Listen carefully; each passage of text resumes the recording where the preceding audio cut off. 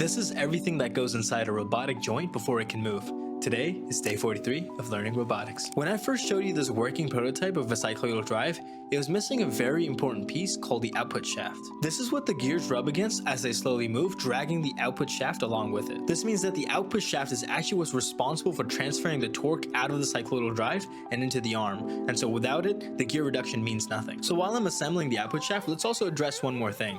I need to build an enclosure for my motor because I'm using an outrunner motor. Outrunner motors spin on the outside, meaning the entire outer shell is actually rotating. Because the outer shell is the rotor, it gives us tremendous amount of torque at very low speeds, which is exactly what we want in a robotic joint. However, because the outside is moving, anything I mount to it will also start spinning. So to bring the cyclodial gearbox and the motor together, I need to build an enclosure, and this enclosure needs to do three things. The enclosure has to mount the motor securely, it has to have room in the back for the motor controller because it has an onboard encoder, and it has to allow the motor to actually spin freely. I designed a very crude version that definitely needs more support, but for now I'm able to test things and get my tolerances right. But when the other components finally come together, including the input shaft, the output shaft, and the cyclodial gears, we'll be able to finally build the inner core. And finally, once I'm able to perfect my design with all the pins, I'm going to start creating a much simpler version and then create a Python script that can generate the entire thing for you guys. And I'll be posting that on my GitHub and my new upcoming website. But for now, I'm just waiting for a few more parts to arrive so I can make some last minute changes.